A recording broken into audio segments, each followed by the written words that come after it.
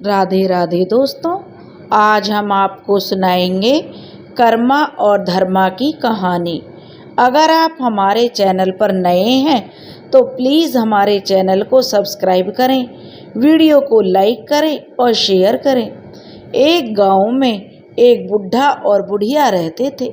बुढ़े का नाम ननका था और बुढ़िया का नाम ननकी था। उनके विवाह को कई वर्ष बीत चुके थे, लेकिन दोनों के कोई संतान नहीं थी। उन्होंने बहुत पूजा पाठ किए, बहुत मन्नत मांगी और बाद में करम राजा से मन्नत मांगी। उसके बाद उनके यहाँ 7 बच्चे पैदा हुए। उनमें से 2 बच्चों के नाम कर्मा और धर्मा थे। कर्मा और धर्मा समय के साथ साथ बड़े हुए और उनके विवाह हो गए और उनकी अपनी अपनी गृहस्थी बस गई। एक बार की बात है, उनके गांव में भीषण अकाल पड़ा। गांव में भुखमरी की नौबत आ गई। इसी कारण कर्मा और धर्मा अपने परिवारों का भरण पोषण करने के लिए जो विदेश चले गए। वहाँ पर उन्होंने अच्छा खासा काम मिल गया था और कुछ ही महीनों में उन्होंने बहुत सारा धन कमा लिया था। विदेश में रहते हुए बहुत दिन बीत गए। बहुत दिन घर से दूर रहने के कारण अब कर्मा और धर्मा को अपने परिवार और बच्चों की याद सताने लगी। तो दोनों भाइयों ने निर्णय कर लिया कि अब वो घर लौट जाना चाहिए और वे घर के लिए निकल पड़े। बहुत दिनों तक जंगल में चलने के बाद काफ़ी थक चुके थे। चलते चलते काफ़ी दूर आ गए। तब उन दोनों भाइयों ने एक जगह आराम करने का निर्णय लिया और वे एक वृक्ष की छांव में बैठ गए। इसी दौरान धर्मा लघु शंका करने के लिए अपने भाई से थोड़ी दूर चला गया। तब उसके भाई धर्मा के मन में जो थोड़ा सा लालच आ गया और धर्मा ने कर्मा के थैले में से कुछ पैसे निकालकर अपने थैले में डाल लिए। धर्मा इस बात से अनजान था, क्योंकि वह अपने भाई पर कैसे शक कर सकता था। आराम करने के बाद दोनों भाई फिर से अपने गांव के लिए चल पड़े। चलते चलते उन्हें कई दिन और लग गए, लेकिन वे अपने गांव अभी नहीं पहुंच पा रहे थे। तो उन्होंने कुछ लोगों के माध्यम से अपने घर वालों को संदेशा भिजवाया कि वे घर आ रहे हैं और उनको मदद के लिए वो लोग आ जाएं। लेकिन कोई भी उनके परिवार से उन्हें लेने के लिए नहीं आया। अब कर्मा गुस्से से आग बबूला हो रहा था, जबकि धर्मा खुशी पूर्वक चल रहा था। कुछ देर बाद दोनों भाई अपने गांव पहुंच गए तो उन्होंने देखा कि सभी करम राजा के पूजा पाठ में लगे हुए थे।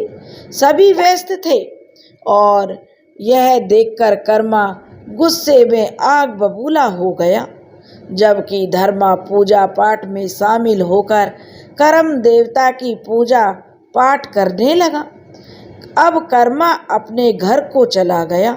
कर्मा अपने घर सामान रखने के बाद फिर से पूजा स्थल पर आया और जहां करम की डालियों की पूजा हो रही थी, कर्मा ने उन डालियों को उखाड़कर फेंक दिया और सभी गांव वालों से कहने लगा, इन डालियों को तुम क्यों पूज रहे हो? मैं इतने दिनों के बाद विदेश से आया हूँ, मेरी पूजा करो। और ऐसा बोलते हुए जो कर्मा ने सारे गांव वालों को वहाँ से भगा दिया और अपने बीवी और बच्चों को लेकर घर आ गया। कुछ दिनों बाद कर्मा का कमाया हुआ सारा धन खत्म होने लगा। धीरे धीरे कर्मा कंगाल हो गया। उसके खेतों में उपज होना बंद हो गई। पशुओं ने दूध देना बंद कर दिया। अब कर्मा के खाने के लाले पड़ने लगे, जबकि उसके उलट धर्मा के घर दिन दूनी रात चौगनी तरक्की होने लगी थी। उसने अपने भाई की हालत देखी तो धर्मा को अपने भाई पर जो थोड़ी दया आ गई, उसने अपने भाई से कहा कि कर्मा, तुम एक काम करो, क्योंकि तुम फ्री में तो मेरा अन्न पानी लोगे नहीं, क्योंकि तुम बड़े खुददार हो, इसलिए तुम मेरे खेतों में काम करो तो तुम्हें मैं मेहनत के पैसे दे दूंगा, जिससे तुम्हारा गुजारा हो जाएगा। अब उसने अपने भाई की सलाह मान ली, क्योंकि धर्मा को अपने भाई कर्मा पर बहुत दया आ रही थी, क्योंकि उसके खाने के लाले पड़े हुए थे। अब कर्मा अपने भाई के खेतों में अपनी पत्नी को लेकर गया और उसके खेत में रोपाई का काम करने लगा। अब धर्मा और धर्मा की पत्नी अपने भाई के लिए जो कर्मा और उसकी पत्नी के लिए खाना लेकर गए और कहने लगे, कर्मा भाई खाना खा लो, तुम सुबह से भूखे पेट हो। लेकिन कर्मा कहने लगा कि खेत में और भी मजदूर लगे हुए हैं, पहले उन्हें खाना खिला दो, उसके बाद मैं खाना खा लूँगा, क्योंकि हम तो घर के लोग हैं, बाद में भी खा लेंगे। जब कर्मा ने कहा तो धर्मा ने पहले खेत में काम कर रहे मजदूरों को खाना खिला दिया, लेकिन बाद में खाना नहीं बचा। तब धर्मा ने कर्मा से कहा, कर्मा भाई खाना ख़त्म हो गया है, अब तुम क्या खाओगे, घर में भी अब खाना नहीं है। कर्मा कहने लगा, भैया यह तो मेरे कर्मों का फल है, जैसा मेरे भाग्य में लिखा है वही होगा। अब कर्मा और उसकी पत्नी धर्मा के खेतों में काम करने लगे। धर्मा और उसकी पत्नी वापस घर आ गए, लेकिन धर्मा के खेत में काम करने तो चला गया था कर्मा, लेकिन धर्मा के खेतों में लहलाते धान के खेतों को देखकर कर्मा के मन में अब जलन की भावना पैदा हो गई। तो उसने एक योजना बनाई। जब रात को सब सो गए तो कर्मा रात के अंधेरे में खेतों पर पहुंचा और धर्मा के खेतों में से जो धान लगी हुई थी उसके पेड़ों को उखाड़ उखाड़ कर फेंकने लगा। तभी उसी समय आकाशवाणी हुई। देवी माँ की आकाशवाणी थी।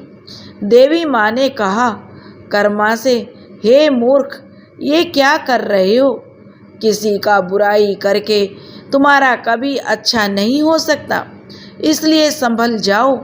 और ऐसी आकाशवाणी सुनकर कर्मा डर गया और उसने देखा कि उसने जो धान उखाड़ कर फेंके थे वे अपनी जगह पर सही सलामत थे। तब उसने देवी माँ से माफ़ी मांगी और अपने बीते हुए कल में किए गए अपराधों के लिए क्षमा मांगने लगा और उन पापों से मुक्ति के लिए देवी माँ से उपाय बताने के लिए कहा। तब देवी माँ ने धर्मा को सलाह दी कि भादों के महीने में शुक्ल पक्ष की एकादशी के दिन करम डाली लाकर उसकी पूजा करो। यह सलाह देने के बाद देवी माँ आकाश में लुप्त हो गई। देवी माँ की सलाह मानकर कर्मा करम वृक्ष की तलाश में जंगल के लिए निकल पड़ा। जंगल में काफ़ी भटकने के बाद भी कर्मा को कहीं भी करम वृक्ष नहीं मिला, तो वह लोगों से पूछते पूछते आगे बढ़ रहा था। चलते चलते कर्मा काफ़ी थक चुका था। उसे प्यास लगने लगी। पास में उसे एक तालाब दिखाई दिया। तालाब में जैसे ही कर्मा पानी पीने के लिए उतरा तो उस तालाब के पानी में कीड़े पड़ गए। यह देखकर कर्मा ने पानी नहीं पिया और वह बेचारा उदास हो गया। तभी तालाब ने कर्मा से कहा, भाई तुम कहाँ जा रहे हो? तो कर्मा बोला कि मैं करम डाली की खोज में जा रहा हूँ। तब तालाब ने कहा कि जब तुम करम डाली लेकर आओ तो उससे पूछना कि मेरे पानी में कीड़े क्यों पड़ जाते हैं। और कर्मा फिर आगे बढ़ गया। आगे बढ़ते बढ़ते चलते चलते अब उसे भूख लगने लगी, तो उसे एक डूमर का पेड़ दिखाई दिया। डूमर का पेड़ काफी उस पर फल लगे हुए थे। कर्मा को भूख भी तेज लगी हुई थी। वह सोचने लगा, पेड़ से कुछ फल तोड़कर खा लूं, और यही सोचकर वह पेड़ पर चढ़ गया और वह फल खाने के लिए तोड़कर जैसे ही उसने फलों को खाने के लिए मुंह की तरफ लेकर गया तो फल में भी कीड़े भरे हुए थे। इस तरह वह फल भी नहीं खा पाया। तब पेड़ ने निराश होकर कहा, भाई तुम कहाँ जा रहे हो? तो कर्मा बोला, मैं करम डाली की तलाश में जा रहा हूँ। तब पेड़ ने कहा कि जब तुम करम डाली लेकर आओ तो मेरे लिए पूछना कि मेरे फलों में कीड़े क्यों लग जाते हैं। और जो कर्मा था अब वह धीरे धीरे आगे बढ़ने लगा। चलते चलते भूख प्यास से बेहाल कर्मा कुछ दूर गया तो उसने देखा कि एक ग्वाला गाय का दूध दूह रहा था। अब वह ग्वाले के पास इस आस में गया कि उससे कुछ दूध लेकर पी लेगा तो उसके अंदर थोड़ी शक्ति आ जाएगी। जैसे ही वह ग्वाले के पास गया तो उसने देखा गाय के थन से दूध की जगह खून निकल रहा था। कर्मा से जब वह ग्वाला पूछने लगा, भाई तुम कहाँ जा रहे हो? तो कर्मा बोला, मैं करम डाली की तलाश में जा रहा हूँ। फिर वह ग्वाला बोला कि जब तुम्हें करम डाली मिल जाए तो उससे पूछना कि मेरी गाय के थन से खून क्यों निकलता है। कर्मा फिर निराश और उदास सा आगे बढ़ने लगा। धीरे धीरे चलते हुए वह काफी आगे निकल गया तो उसे एक बुढ़िया नजर आई। बुढ़िया डैकी से चूड़ा कूट रही थी तो कर्मा को चूड़ा खाने की इच्छा हुई और वह बुढ़िया के पास पहुंच गया। जैसे ही वह बुढ़िया के पास पहुंचा तो डैकी से चूड़ा की जगह भूसा निकल रहा था।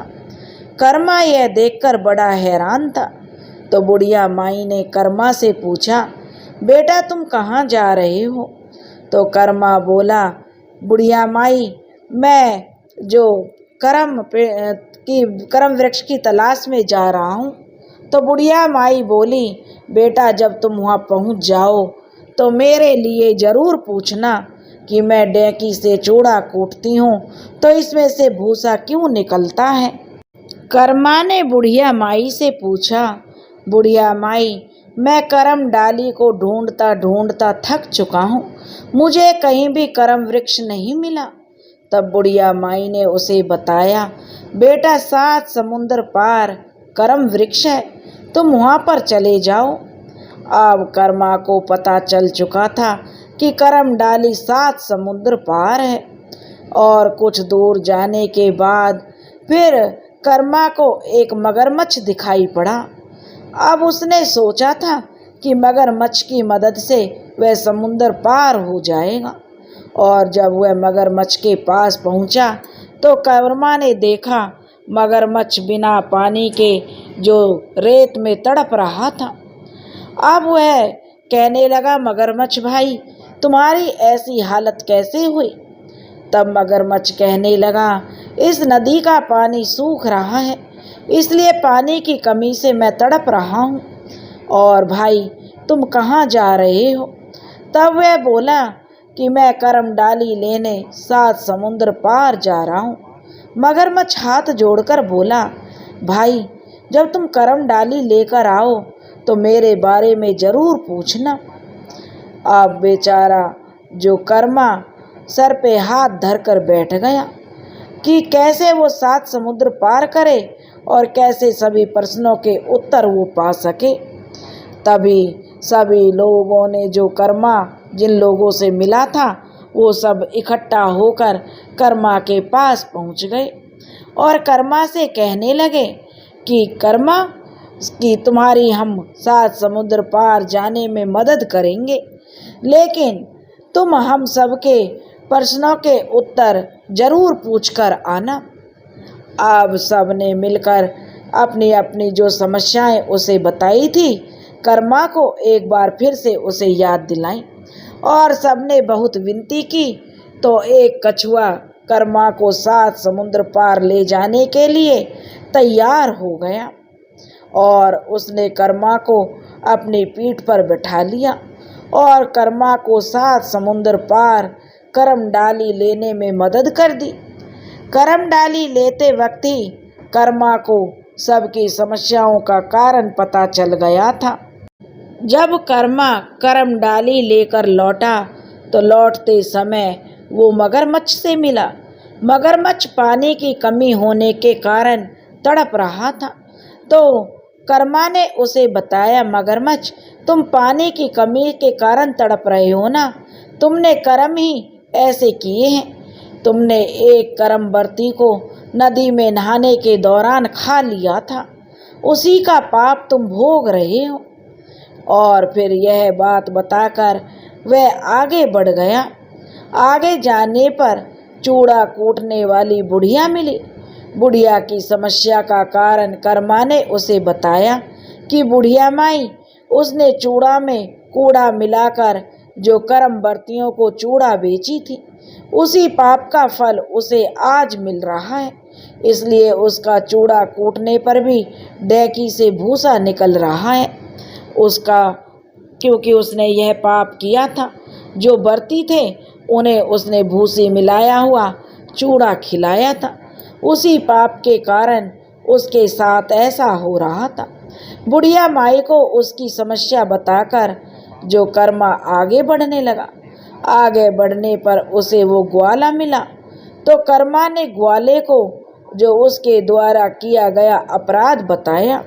वह ग्वाले से कहने लगा, ग्वाले भाई, तुमने दूध में पानी मिलाकर दूध बेचा था, उसी का पाप तुम भोग रहे हो। आज उसकी गाय दूध की जगह खून दे रही थी और उसे भी अपने पाप के लिए पश्चाताप हुआ। उसके बाद कर्मा को डूमर वृक्ष का मालिक मिला और उसका पाप भी यही था कि वह राहगीरों को फल खाने से मना करता था और लोगों को भगा देता था। इसलिए उसके पेड़ पर फलों में कीड़े लग जाते थे। उसने यह बात उसे बताई कि किस लिए उसके पेड़ों में कीड़े लग जाते हैं, क्योंकि उसने कभी कोई पुण्य का काम किया ही नहीं। सबसे आखिर में अब कर्मा तालाब के मालिक से मिला। कर्मा ने उसे बताया कि वो तालाब का पानी पीने के लिए कर्म उपवासी जो व्रती थे और उनके लिए उसका मालिक मना करता था। राहगीरों को भी पानी नहीं पीने देता था, इसलिए उसके तालाब में कीड़े लग गए। अब सभी लोगों ने अपने अपने पापों से मुक्ति करने के लिए सारे लोग कर्मा के साथ चल पड़े और सबने श्रद्धा पूर्वक कर्म राजा की पूजा की और सबने कभी भी गलत काम नहीं करने का प्रण ले लिया। सबकी समस्या धीरे धीरे समाप्त हो गई। कर्मा फिर से धन धान्य युक्त और अच्छा खाते पीते घर का हो गया। अब उसके घर में कोई भी कमी नहीं थी। वह एक सज्जन सच्चा भला नागरिक बन गया और अब उसके घर में भी लक्ष्मी माँ की कृपा बरसने लगी। अब उसे किसी प्रकार की कोई कमी नहीं थी। अब दिन दूनी रात चौगनी उसके खेतों में भी फसल उगने लगी। अब वह अपने परिवार के साथ खुश था कि उस पर देवी माँ की मेहरबानी हो गई। कर्मा ने जो पाप किया था उसने प्रायश्चित किया और उसे उसके पापों से मुक्ति मिल गई। दोस्तों, इस कहानी से हमें सीख मिलती है, हमेशा अच्छा काम करने वालों के साथ हमेशा अच्छा होता है, बुरा करने वालों के साथ बुरा होता है। इसलिए हमें अच्छाई का रास्ता चुनना चाहिए। राधे राधे।